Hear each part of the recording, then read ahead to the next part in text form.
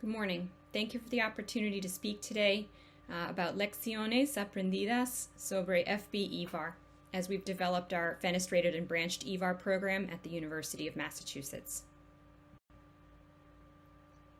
In terms of disclosures, I'm a consultant for Cook Medical with payment declined.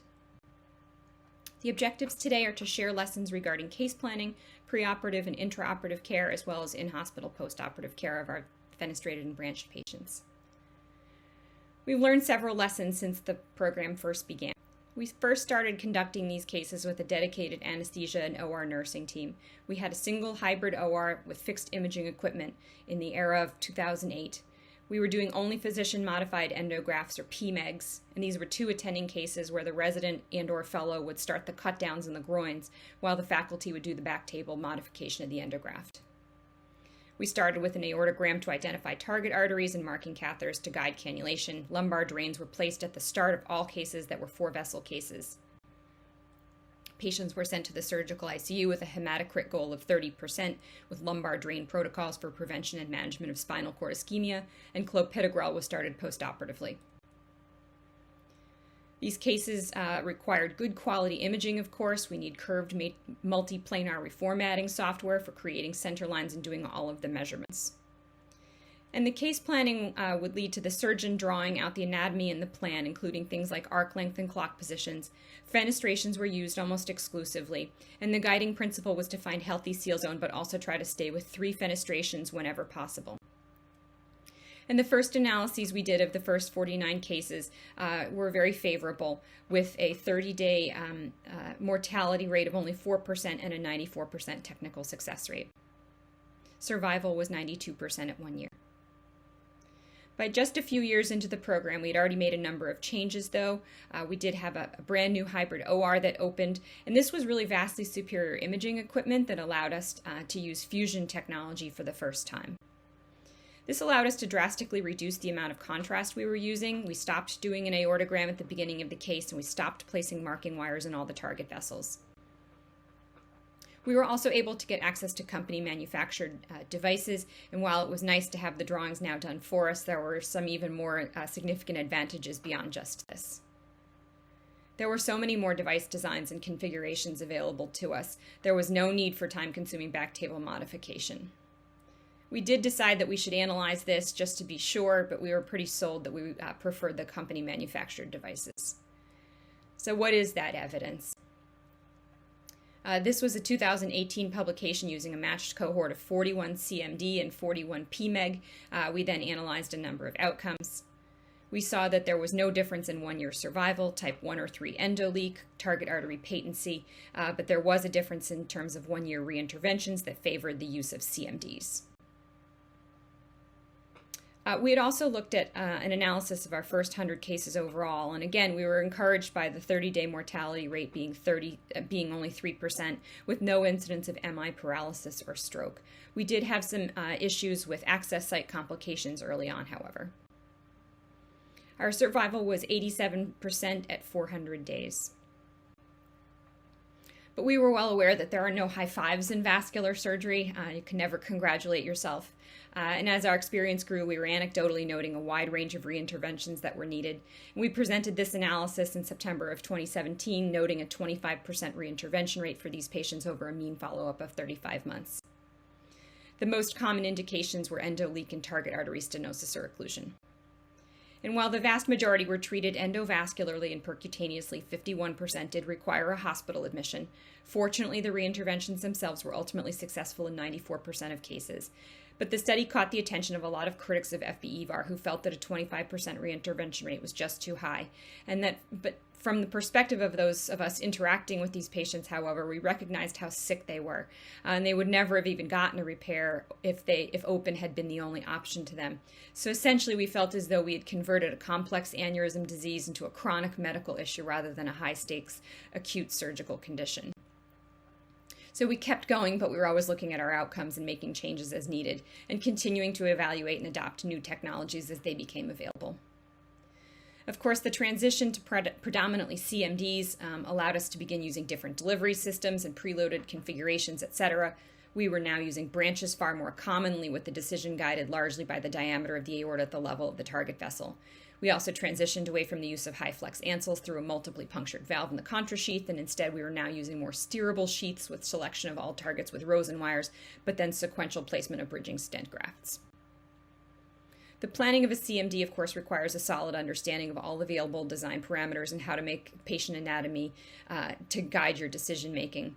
One must make trade-offs, of course, to optimize competing challenges. So while in the world of bypass surgery, we speak of inflow, outflow, and conduit, and in the world of FB-EVAR, we speak of all these things: proximal seal zone, distal seal zone, branches, fens, or scallops, tortuosity of the aorta and iliacs, risk of spinal cord ischemia, and many more.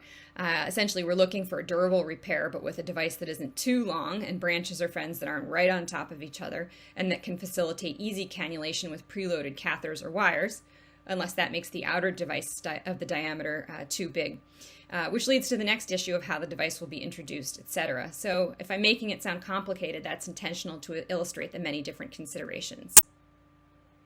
It's probably better illustrated with a case. So this is the aorta of a 76-year-old lady found incidentally to have a 7.3 centimeter type 3 thoraco. The first thing that I considered, of course, when planning her repair is what type of aneurysm it is. Since it's a thoraco, I'm thinking I'll have to use either a custom or a T-branch. Then I think about spinal cord ischemic risk. Are the vertebrals and hypogastric arteries patent? And has the patient had prior aortic surgery? I'm anticipating that I'm probably going to need a lumbar drain for this case. What I next notice is the high degree of tortuosity in the thoracic aorta, and this makes me think that I'm going to either need to put my proximal edge below that, or I have to go far above it in order to straighten that out. It also makes me think about the challenge associated with advancing the device. I might need a through and through wire, which means I'd need access from above. We typically use a right axillary cut down. So then I also need to look at the arch, the innominate, and the right subclavian and axillary arteries. How tortuous and or stenotic are they, and has there been a prior axillary cut down for any reason? Then the visceral segment. All 4 visceral vessels will need to be incorporated, of course. The aortic diameter is 26 millimeters at the level of the renals and 28 at the SMA, and 41 at the celiac. So I'm definitely thinking I'm going to want a branch for the celiac due to that high aortic diameter. And it's a good option to sort of bridge that distance between the endograft and the target artery. But then that's going to, of course, add at least 2 centimeters of length to the device proximally, so more aortic coverage since it's built above the target vessel. I'm probably going to want fens for the renals. When the aorta is smaller, the fenestrations can line up very nicely with the targets. And so then for the SMA, I could probably do either, but if I'm already committing to a branch for the celiac, I might as well do a branch for the SMA too, since we're already going to be using a long device, so the extra length really doesn't make any issue. And it's always a nice smooth angle into the SMA from a branch coming from above. Further assessment of the target arteries demonstrates that there aren't really any significant stenoses or other things that I need to be considering. So I'm thinking a 2-branch, 2-fenestration design, and why not get the renals preloaded, right? That just makes the case easier. Well, so the decision about preloading requires consideration of the access vessel since it adds 2 French to the outer diameter. It will also mean a biport handle design, which means that you'll be required to work through a 6 French 90 centimeter sheath for cannulation and stent grafting, and this means we'll be limited to long 4 French selection catheters. And since it's a 6 French sheath, our stent graft choice is now going to be limited to 5 or 6 millimeter by 22 ICAST stent grafts. So how about these access vessels? First, they're really tortuous, which means there's going to be a lot of friction as we advance our device, which makes it much harder to rotate it as well. It also increases the risk of damage to the iliacs as we pass our large devices and wires through. I also noticed that they are very diseased. In fact, the externals need to be assessed in these cases not just for maximum diameter, but for the minimum, and 5 is just really not going to work as you see it measuring here. So I'm thinking we're going to need a conduit for this case as well. That means we might as well preload our renals since the French size is just going to have to be as big as the conduit that we choose. And we're going to choose that to be 10 millimeters. So we can go ahead and preload in this case. Of course, we need to go through the other planning steps, including marking our target vessel origins, etc. Clock positions as well. And this is the final device design. It's a long device, which means it's going to be difficult to rotate, especially as it interacts with all the tortuosity in the aorta and the iliacs, and it will also be relatively more challenging to unsheath because it is so long. We will also plan a custom TVAR proximal to the visceral component and a bifurcated device distally, allowing seal on the left in the left common iliac and on the right in the intended iliofemoral bypass conduit. Since the length of coverage is so long, it's also great to do this as a staged operation to reduce the risk of spinal cord ischemia, and we can plan to do both the TEVAR and the iliofemoral bypass at the same time. So 2 operations about 2 to 4 weeks apart from each other, and the lumbar drain only placed at the second stage procedure. This was this patient's post-operative CTA. You see that the target vessels were patent with good stent graft architecture, but there was an endo leak, so she became one of the 25% who needed a reintervention, despite all that planning. And the evolution of case planning and conduct sort of had the pendulum swing back in terms of our access approach. So we had routinely used percutaneous access to the common femorals at the beginning, but then when we had all those access site complications in our first analysis series, we decided that we would just do open cut downs to reduce the problems with access site thrombosis, etc. But then we decided we could try again to go back to doing these percutaneously. And we started doing branches from the groins with an axe cut down only as a bailout. So we've really kind of changed our strategy a couple of different times based on our data. So another noteworthy change has to do with our general philosophy. We had noted at the beginning that the guiding principle was to find healthy seal zone, but also try to stay with 3 fens whenever possible. But we were now seeing several things, namely that our overall outcomes were satisfactory and the addition of a 4th target artery didn't seem to add as much complexity as we initially thought it had. So let me sort of go through an example to illustrate what I mean here. You see 2 repair options for this person's aorta. In option number 1, we proposed the use of 3 fens and 1 scallop to achieve a seal zone of 20 millimeters in length, beginning just proximal to the SMA. In option 2, we proposed the use of 4 fenestrations, with a 30 millimeter seal zone well above the celiac in this case. You see the difference depends on what you call healthy aorta here. So what's the better option? On the one hand, an infraceliac seal zone offers less technical complexity and reduced potential for branch complications. A supraceliac seal zone provides more seal length and potentially enhanced durability. So what's the better option? Well, it turns out we think it depends.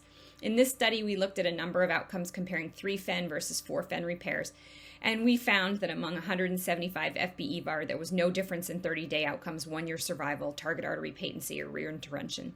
The differences in operative technique and resource utilization were quite limited, and the 1-year outcomes were also pretty similar overall, with this difference only being seen in terms of 1 or 3 endo leak. So armed with this evidence, we can now go back to just thinking about the patient in front of us. In this case, this aorta belonged to a frail 87-year-old female, definitely not an open candidate. So we considered options for complex endo repair, and we ultimately went with the less extensive option, skipping the need for lumbar drain in her. So let's compare and contrast with this case. This aorta belongs to a 69-year-old male with few comorbidities. He had 19 millimeters of parallel wall aorta, around 26 millimeters in diameter, and plenty of people would just do an EVAR here or open, and in fact I did offer him an open repair, but he ended up with a 3-vessel coronary disease on his cardiac pre-op evaluation. And then he was placed on dual antiplatelet therapy, so I thought it was unwise to proceed with an open strategy in that setting. So now I'm thinking about endo. So this segment below the renals is just not healthy aorta, in my opinion. It's the so-called it's not so-called circumferential mural thrombus that would make EVAR completely ill-advised, but it's still not what I would consider healthy. And I worry that it would go on to degenerate over time in this young and otherwise healthy man. So instead, I would say that this is healthy aorta for him. It's now several centimeters above the celiac, you'll note. And this is the repair he got, expecting him to have a lot of years ahead of him. Another practice on which our stance has changed pertains to lumbar drains.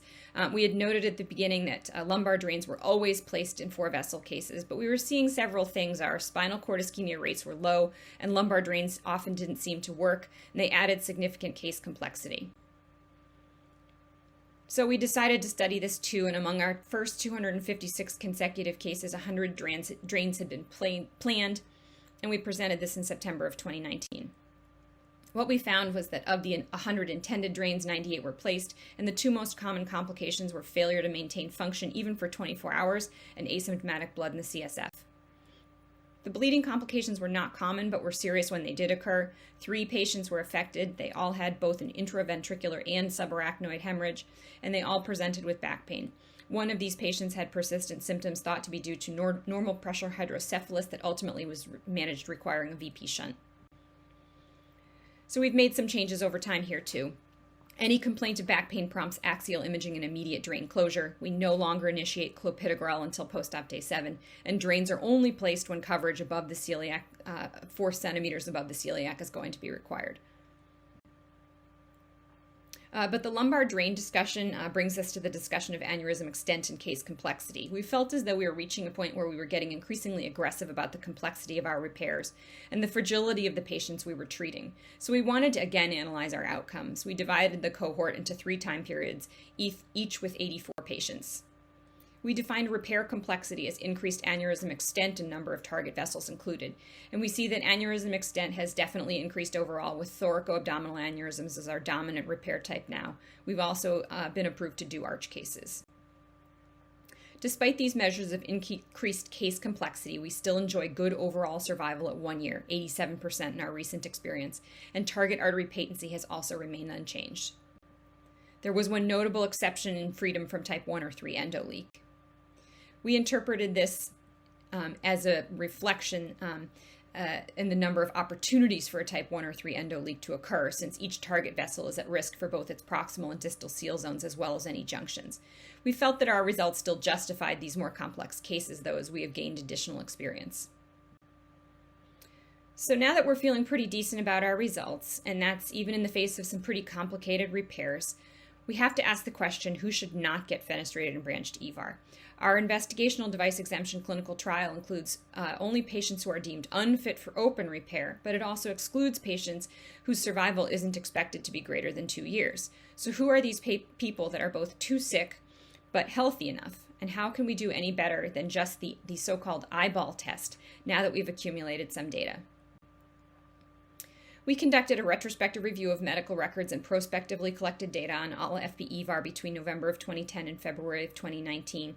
And what we found, we entered these variables into a univariate screen and then a Cox model for prediction of 2-year overall all-cause mortality. The only independent predictor of 2-year mortality was preoperative functional status. Those partially dependent were 4.5 times more likely to die, and those totally dependent were more than 5 times more likely to die within the first 2 years postoperatively. And the difference was really quite striking on this Kaplan-Meier curve. It's also noteworthy that among those who were independent, the 2-year survival was 89%, which is actually commensurate with EVAR outcomes. So what we took from this was that when evaluating patients for FB-EVAR, it is imperative to objectively assess preoperative functional status using the definition of activities of daily living and instrumental activities of daily living. And given the clear distribution of survival among these groups, including favorable outcomes for independent patients, it would be appropriate to stop limiting FB-EVAR to only those who are medically unfit and instead make these decisions based more heavily on functional status.